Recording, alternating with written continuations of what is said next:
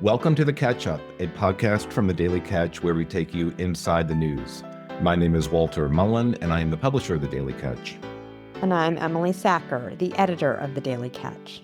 In this podcast, we discuss stories that have appeared in the Daily Catch. We give you insights into how we put the stories together, offer additional observations, and discuss where the stories may be heading as we move forward. And just a quick reminder, if you like our broadcast, please be sure to subscribe or follow on your favorite platform so you'll be notified every time we drop a new episode. Emily, shall we catch up? Let's do it, Walter.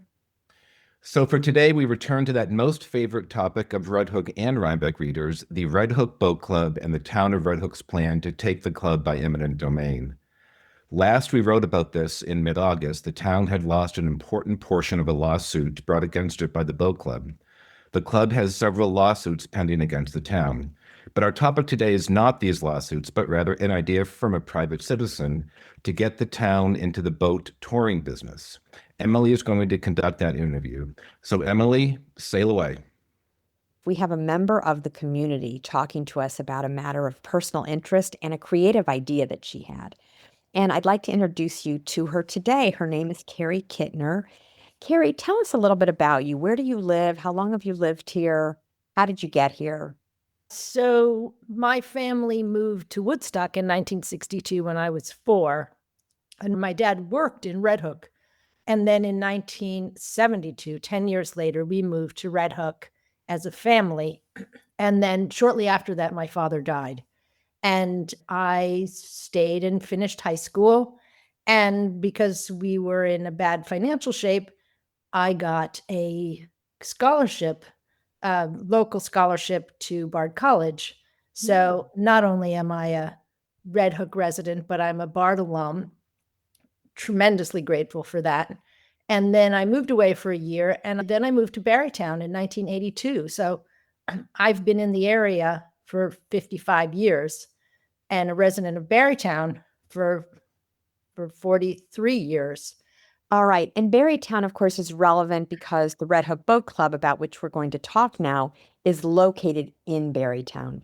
Do you live right next to the boat club, or what is your connection? So Barrytown, actually, we're a neighborhood, and it's been like this since my kids were little. And we now actually have a Barrytown email group. We have the Barrytown 4th of July potluck picnic on my lawn. We're a neighborhood. So when something happens in Barrytown, we all know about it. And I'm on the side of Barrytown that actually isn't going to be as affected by the traffic, although I walk a lot. So yeah, I don't live near. I'm on the other side of Barrytown. So it's not as personal to me as some people in Barrytown, and certainly not as personal as for the people of the boat club. And when you say it, you're referring to the action. Yes. It is to take the boat club, the plan to take the boat club by eminent domain that is being pondered by the town of Red Hook. And not just pondered, they skipped the step of pondering and they went straight to actually a legal action, a very aggressive legal action. So they are trying to actually take the boat club. Okay, great. So let's talk a bit about your idea. On July 29th, we wrote about this idea that you have. I teed it up by saying, or Walter did by saying, getting into the boat touring business, which I understand is not really exactly how you think of it. Let's tell our listeners what actually is the idea that you have. Okay, so it's a big idea. And it starts with that the town has this 30-year-old comprehensive plan to have access to the river and its river views and the ability to get into the river and the ability to see the river. And I say that much of that has actually been already accomplished in the last 30 years. We have Poets Walk now that wasn't there 30 years ago. And there's a ramp to bring canoes and kayaks into Tivoli Bay. And even though Claremont is not in the town of Red Hook, it is so close, and it is a state park. So there's this beautiful place for real nice picnics. And there's a boat ramp in Germantown and there's a boat ramp in Rhinecilff, all very accessible. And I'm saying you've accomplished a lot. So I'm really curious about why the town feels that the boat club is the place that needs to be owned by the town. So what I'm saying is I don't think that the boat club needs to fulfill the entire access to the Hudson River. It's a small piece of property. The one thing it has is a boat ramp and a dock. And that seems to be what the town wants. They want to own the property. And I'm saying, why not just own a boat? Why not have the town have a boat and offer the residents of Red Hook boat rides by appointment? Because when I go down to the river, what I want to do is either get in it and swim or get on a boat and be on the river. It's access to the Hudson River by being on the Hudson River. And I just want to back up a second because there was all of this misunderstanding about public-private partnership and what exactly the town really wanted. And then it wasn't until they voted on eminent domain that all 5 members of the town board spoke up about what it was that they wanted. It's been very tricky in trying to understand why they're doing this and what they want. And one of the big things was equity. And as soon as I heard that, I was like, wow, well, giving people access to a boat ramp if they don't have a boat doesn't actually give the vast majority of the township anything, really.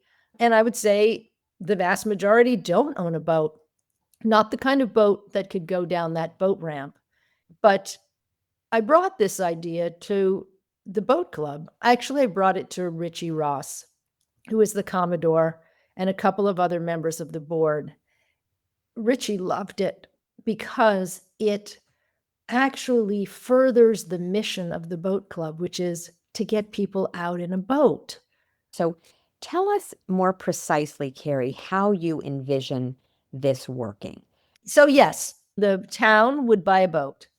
It would be captained by a Coast Guard certified captain. So if Robert McKeon wants to go through the training and become a certified captain, I'm not sure how the boat club guys would feel about that right now.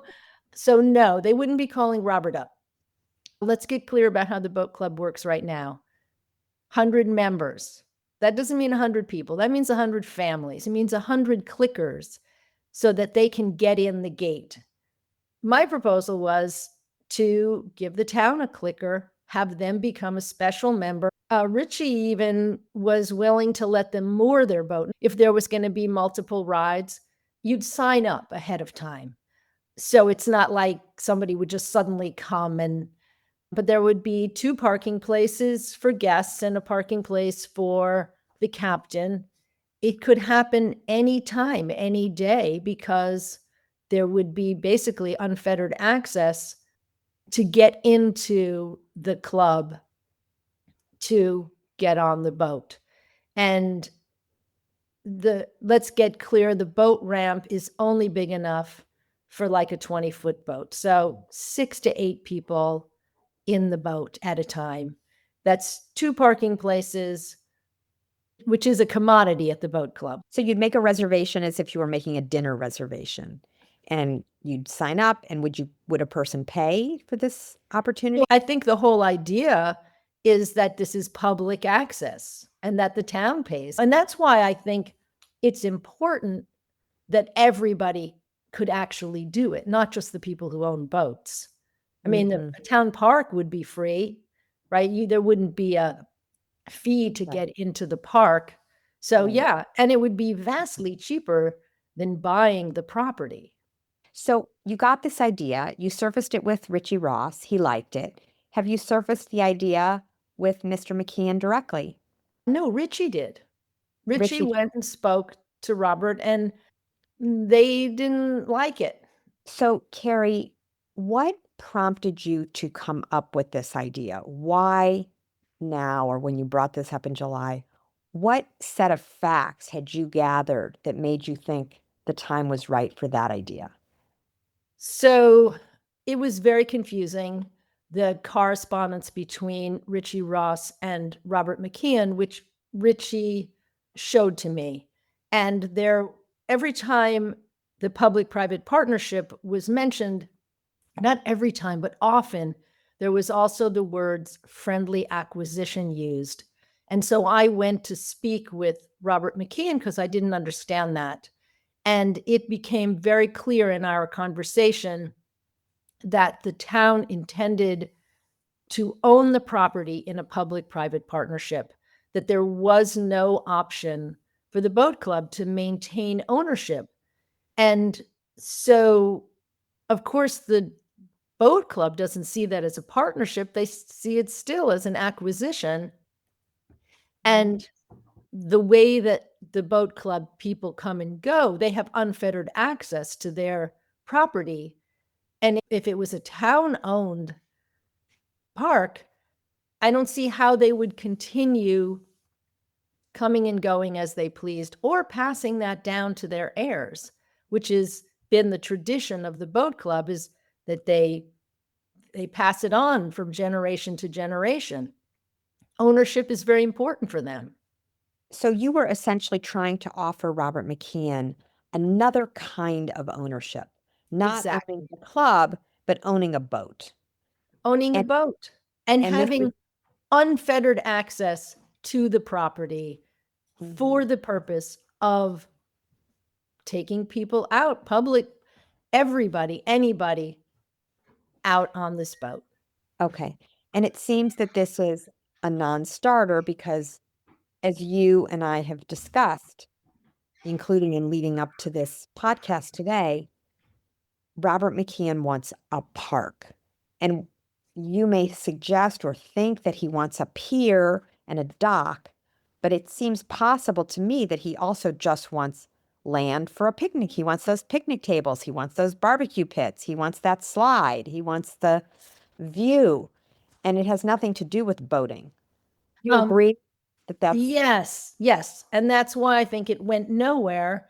I have since had a nice long conversation with Jacob Testa because, well, he reached out to me at the caucus, and then, it took a bunch of time, but we had a meeting, and I asked him about it. And I said, why don't you like the idea of the town boat? He was like, well, that's just not our vision.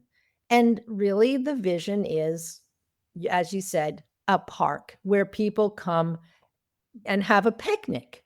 And I'm like, really, you're going to take a boat club so that people can come and have a picnic?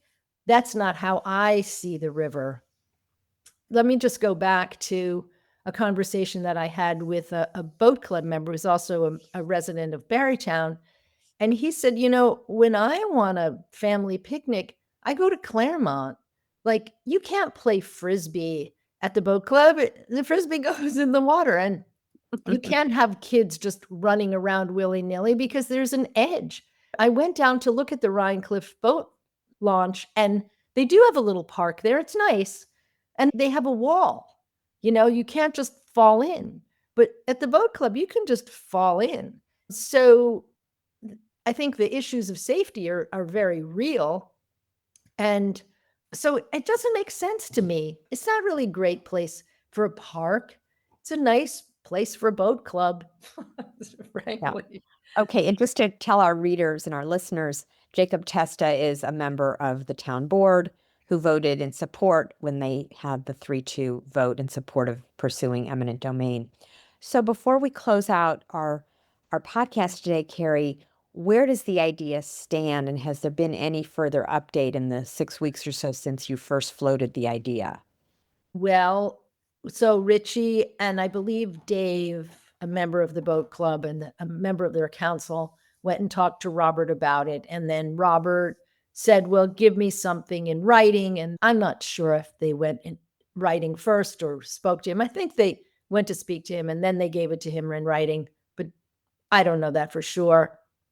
And then Robert sort of came back and said that wasn't enough. And then, of course, the lawsuit, the judge ruled that, in fact, local law 1 had to be set aside, which means that you can't just have a public park in any zoning district. And we are a historic hamlet. So that makes a few more hoops to jump through. And I think there are some developments, but I think Richie's the person to ask about that. And it's just hanging in the air right now. When I spoke with Jacob, I was like,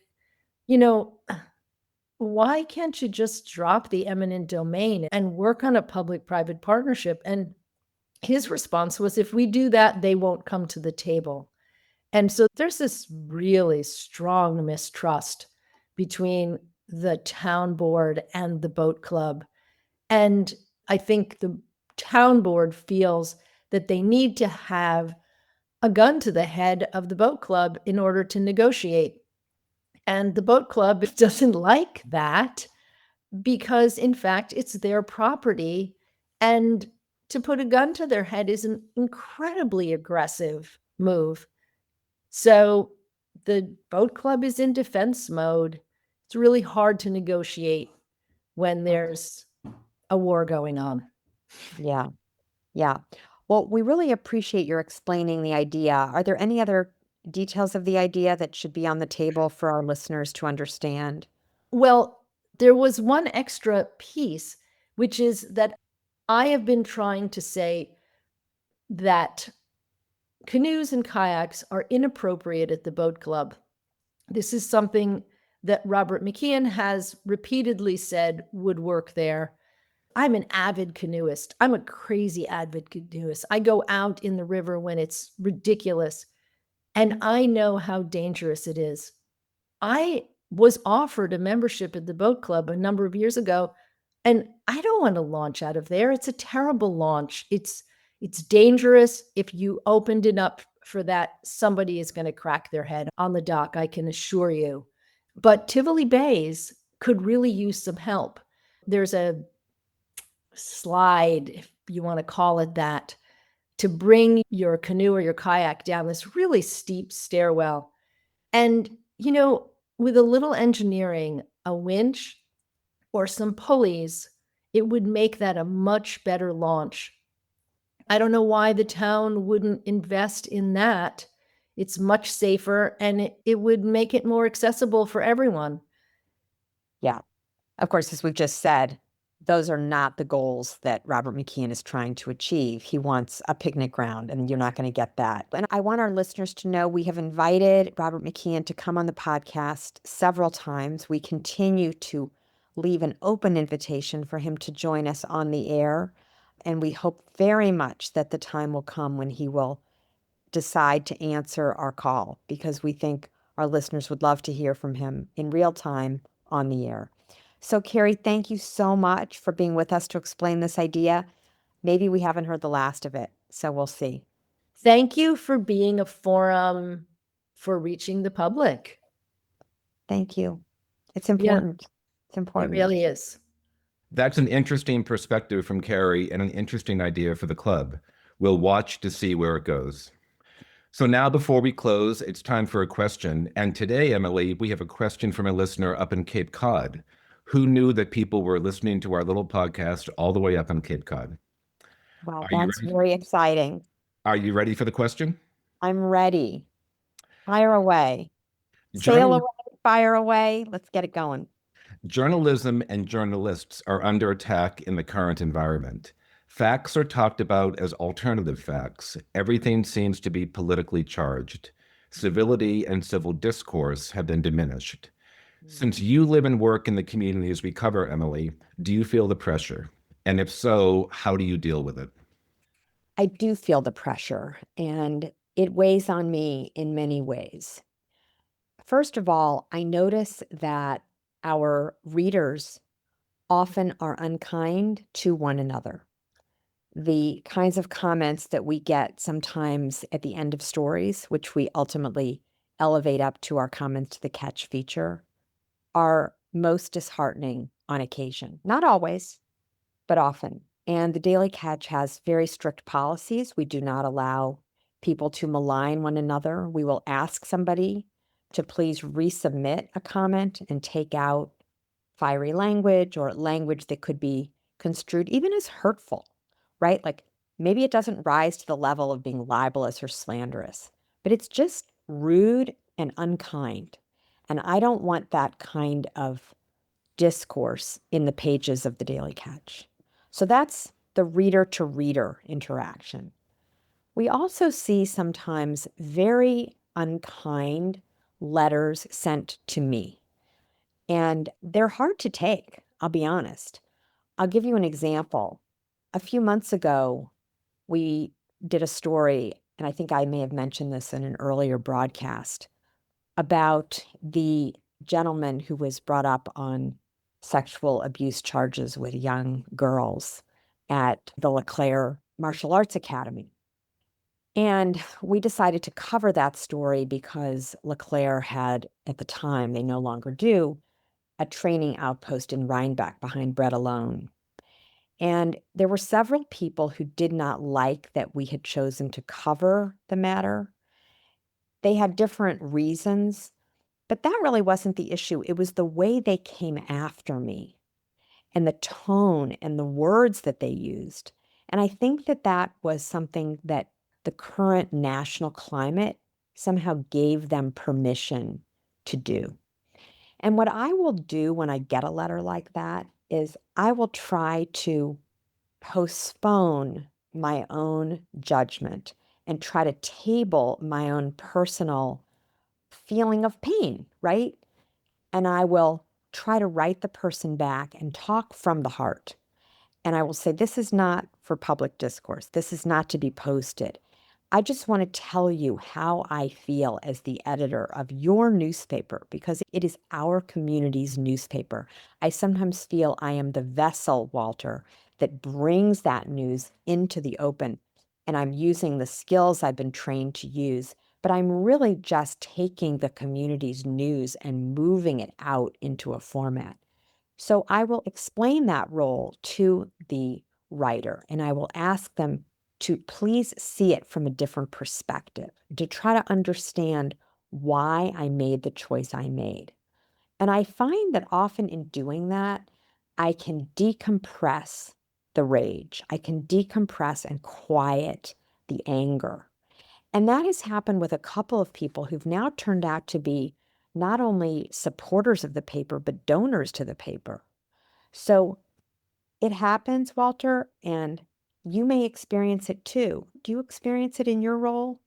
I'm not as public a figure as you are, Emily. You're much more public and much more known, but I do think about it sometimes. Crazy enough, I think about it when I go to the supermarket. Like if someone sees me in the aisles of the supermarket and they know I'm the publisher of the Daily Catch, they could very well walk up and say something to me, good, bad, or otherwise. So because we cover news in the town where we live, you're more exposed. If you're working in New York City as a journalist, it's unlikely that people might recognize you unless you're very well known. But in a small town like Red Hook and Rhinebeck, you are more recognizable. But I take the responsibility very seriously. Yes.